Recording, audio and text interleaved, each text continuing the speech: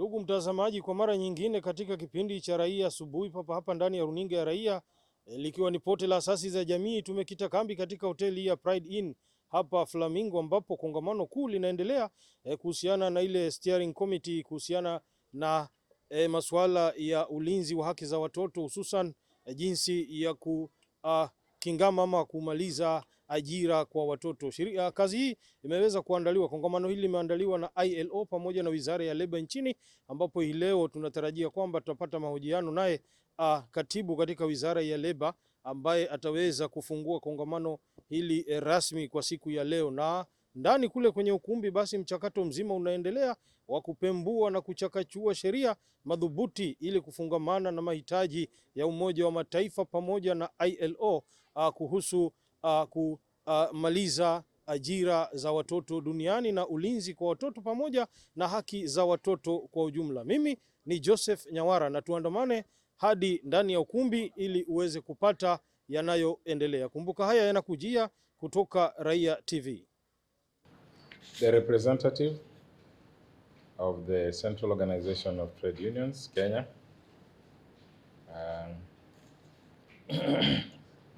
the representative of the Federation of Kenya Employers, Moses Ombok, Ndugu Moses Ombok, Mrs. Grace Banya, Project Manager for ILO, who I also had the privilege of meeting with our colleagues a couple of weeks ago. Mr. Solomon Kuloba, representing the Commissioner for Labor, members of the Steering Committee on Child Labor, the Secretariat of the Steering Committee on Child Labor. Ladies and gentlemen, good morning. It gives me great pleasure to preside over the official opening of this inaugural meeting of the National Steering Committee on Child Labor in this beautiful city of Mombasa. This is a very important meeting which brings together members of the committee to discuss planned activities aimed at combating child labor challenges first, emerging issues, and agreeing on strategies for combating child labor. The National Steering Committee on the Elimination of Child Labor, NSC, is an apex cross-sectoral body tasked with policy formulation, oversight, coordination, and monitoring implementation of policies and actions that are geared towards elimination of child labor. This committee meeting therefore presents an opportunity to highlight its achievements, reflect on the challenges in implementation, and agree on the strategies for eliminating child labor in Kenya in order to meet the global target of elimination of this vice by 2025.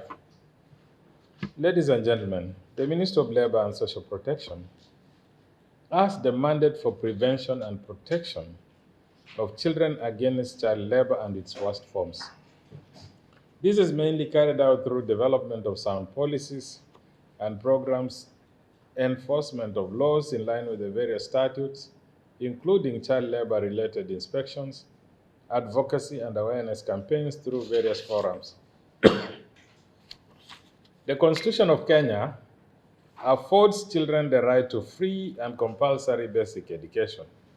It also guarantees protection of children from abuse, inhuman treatment, and hazardous or exploitative labor. On its part, the Employment Act of 2007 prohibits employment of children, especially in the worst forms of labor. As a member of the International Labour Organization, ILO, Kenya is obligated to fulfill all the requirements of ILO Convention number 182 on elimination of worst forms of child labor and Convention number 138 on minimum age for admission to employment. Kenya proudly joins the rest of the global community in celebrating the universal ratification of Convention 182 on the worst forms of child labor. This is the first ILO convention in history to achieve universal ratification. All children should now benefit from this critical legal protection from the worst forms of child labor, which include slavery and bondage, trafficking of children, forced participation in armed conflict, commercial sexual exploitation, illicit activities, and hazardous work. As a demonstration of our commitment, Kenya has applied to join the Alliance 8.7 movement as a pathfinder country which seeks to end child labor by 2025. Ladies and gentlemen, availability of accurate, reliable, and timely statistics on child labor is important for evidence-based policy formulation and decision-making. I am informed that the last comprehensive survey on child labor in Kenya was conducted by Kenya Bureau of Statistics in 2018 with the support of the ILO. However, the intervals between these surveys is often lengthy, thereby making policymakers such as those present here today to rely on obsolete data to inform policy and programming initiatives. It is almost 5 years since the last survey was carried out, implying that we should now be preparing to undertake the next one, which is, however, not the case. I want to challenge the steering committee to devise a strategy and mobilize resources in good time to ensure that the next national survey on child labor is carried out within the 2023-2024 financial year. I expect to receive a proposal on this within the next 1 month. The Ministry of Labor and Social Protection, which has the mandate for child labor and child protection, should take the lead in the design and implementation of this survey.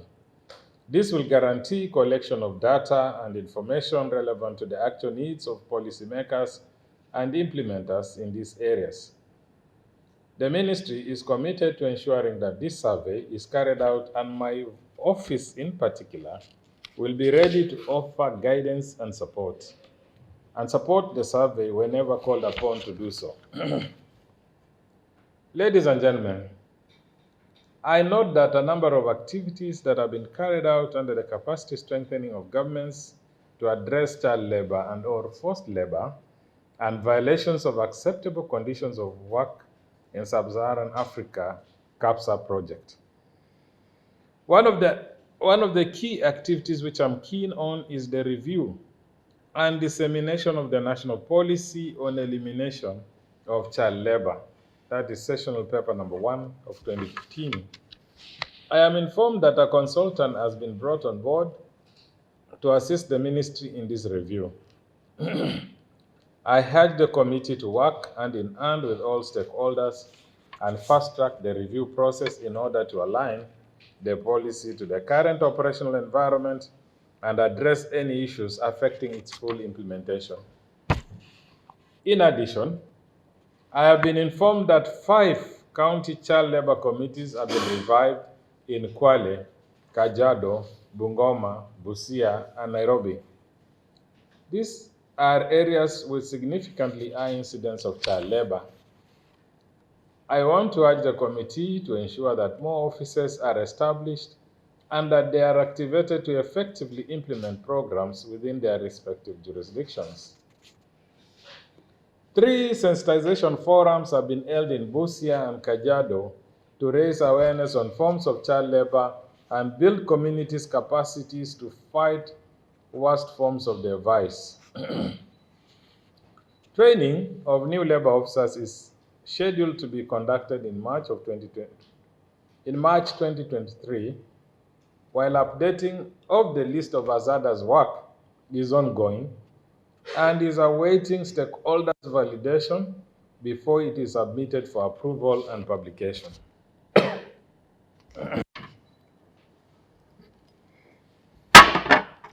Despite these commendable achievements, I also note that some of the planned activities were not implemented. They include the establishment of labor-free zones and the review of the National Action Plan of the National Policy on Elimination of Child Labor. It is imperative that the steering committee puts in place strategies. Ladies and gentlemen, as a country, we were able to participate on the 5th Global Conference on the Elimination of Child Labor in South Africa in May of 2022.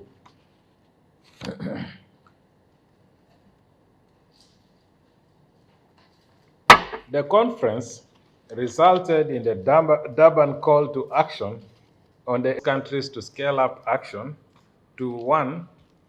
Accelerate multi-stakeholder efforts to prevent and eliminate child labor, with priority given to the worst forms of child labor by making decent work a reality for adults and youth above the minimum age for work. 2. End child labor in agriculture. 3. You know, when you say child labor in agriculture, at least some of us know that we are safe because we are from pastoral communities. And the child labor there is relative. That is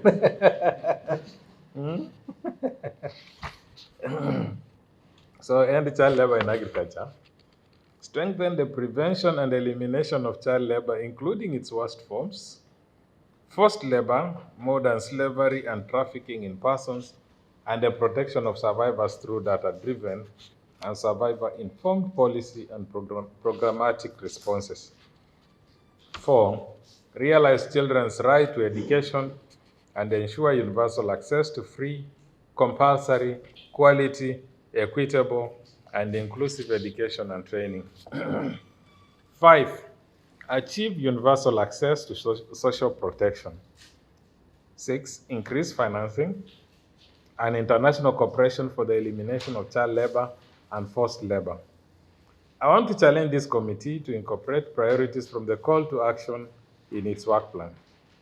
This should involve realigning the work plan to reflect the above objectives and developing a monitoring mechanism which will allow the ministry to report on the progress as required by the Durban call to action on the elimination of child labor.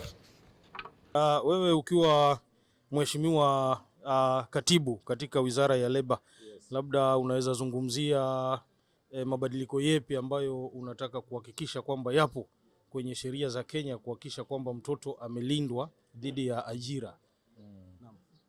Asante sana Joseph. Yes. Jambo la kwanza ningependa kusema ni kwamba sisi kama serikali tunafurahia sana kufanya kazi ambayo itasaidia watoto wetu ambao kwa sasa wanahitaji kulindwa. Kuna sheria ambazo zilipitishwa hapo awali, tunataka zitekelezwe zote. Kuna hiyo ambayo ni Children's Act of 2022 yenye imepitishwa juzi. Kuna kanuni ambazo zinatakana zitengenezwe ndio ili sasa hiyo sheria iweze kutumika vizuri na iweze kulinda wale watoto wetu kutokana na kufanya hizi kazi ambazo hawahitaji kuzifanya. Maanake watoto hawatakikani wafanye kazi yote ile. Natakana waende shule, wanatakikana wasome na wawe watu wazuri baadaye wenye watanufaisha nchi yetu. Hii Kenya ni nchi ambayo iko na sera na sheria nzuri, lakini tumekuwa na matatizo kwenye utekelezaji. Ningependa kuhakikishia Wakenya kwamba tutafanya juhudi, tutafanya yale ambayo yanawezekana kuhakikisha kwamba hizi sheria na zile sera ambazo tunazitengeneza kama serikali zinaweza kutekelezwa. Na ukiona hata tayari ule mwongozo wa serikali ya Kenya Kwanza, ile the plan, tulienda tukaketi tukachambua. Kwa mara ya kwanza tunatekeleza yale ambayo tulipanga wenyewe.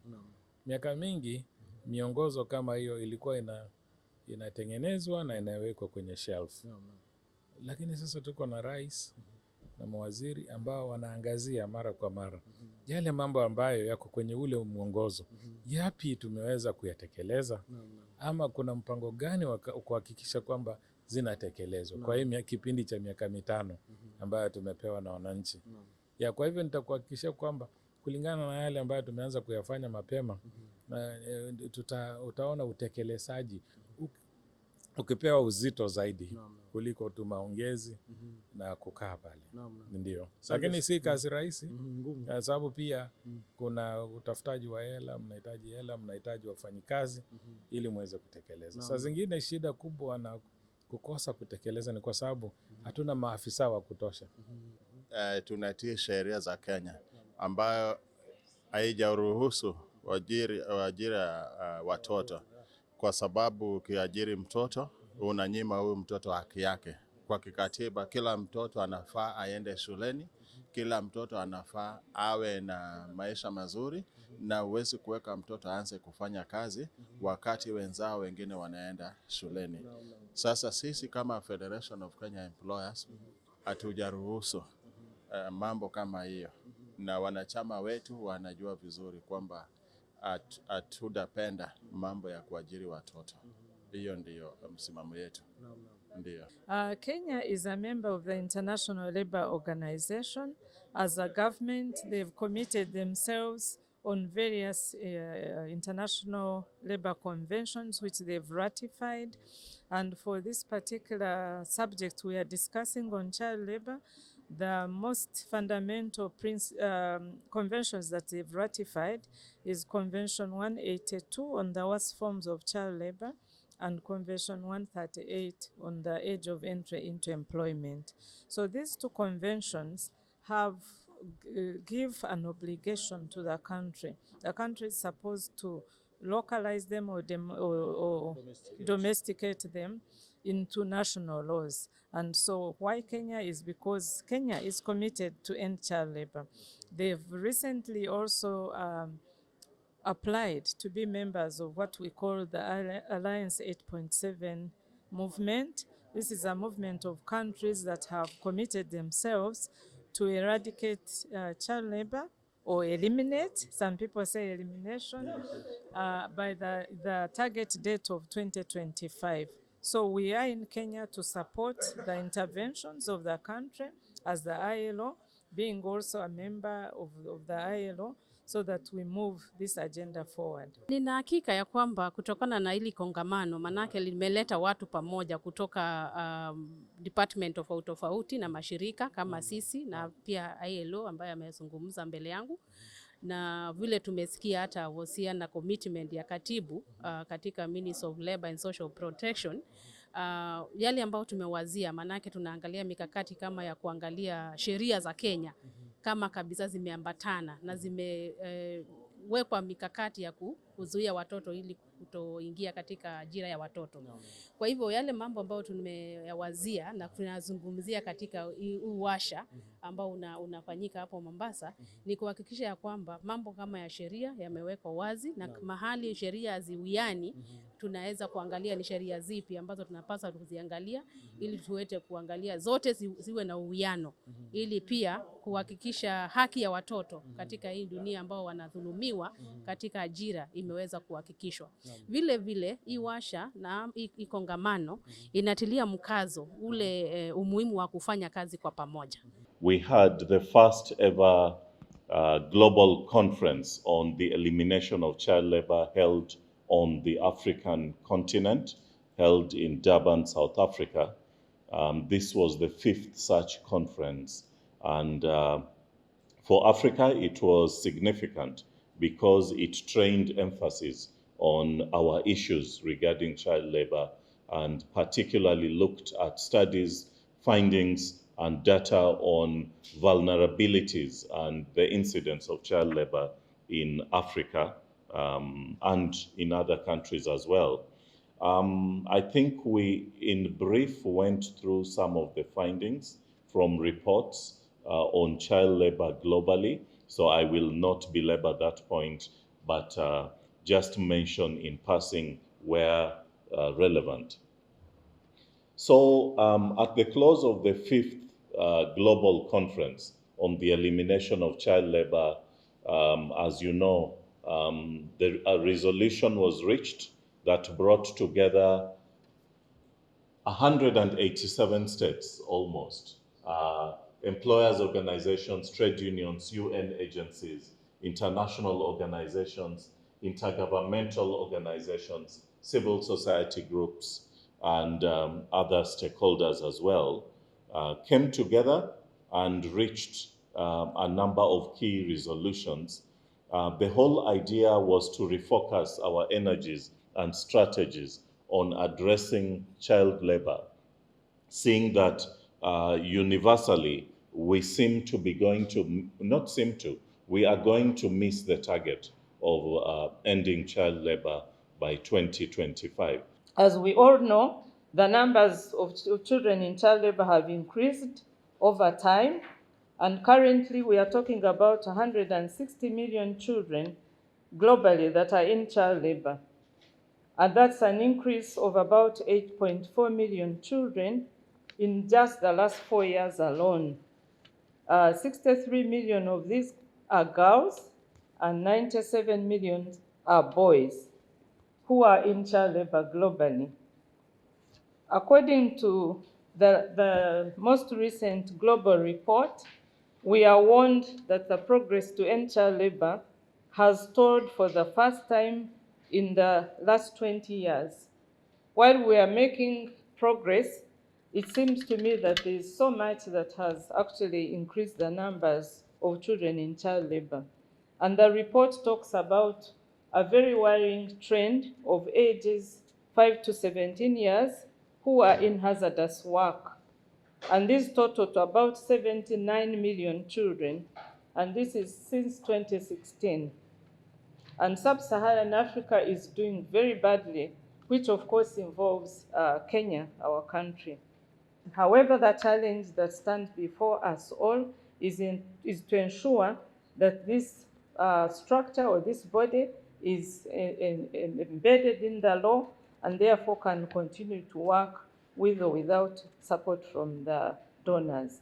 So the ILO stands to and continues to pledge our support to make sure that we end child labor, and hopefully we'll be on time because our target to end child labor is just around the corner in 2 years, 2025.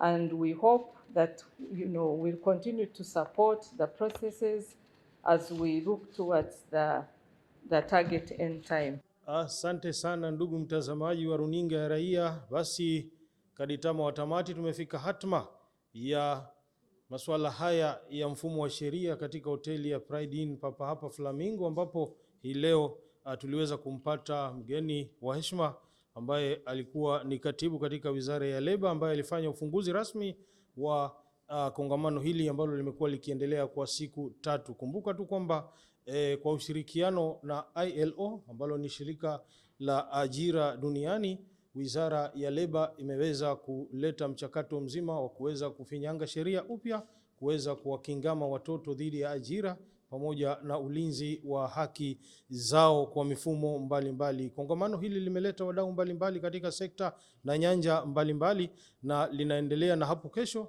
basi waziri wa Leba atakuja kufunga kongamano na mkao huu rasmi. Kumbuka mambo haya nimekuletea moja kwa moja kutoka katika hoteli ya Pride Inn Flamingo. Mimi nimekuwa nahodha mtayarishi Joseph Nyawara, na bila kuwasahau wenzangu ambao niliweza kuandamana nao, Steve Austin pamoja na mwenzake Steve Omondi upande ule wa kamera, wakiwa naye vile vile Charles Mwanjala Mswahili ambaye ni assistant head of production. Atakuwa mchache wa fadhila nisipo mshukuru kwa ungi wa shukrani head of production Shadak Mwabuni pamoja na wakurugenzi wakuu wa Raia TV Ann Hamburger pamoja na Henry Lenga. Sina cha ziada kutoka katika hoteli hii ya Pride Inn Flamingo. Tukutane hapo kesho katika kongamano hili ambapo tutakuwa naye waziri wa Leba.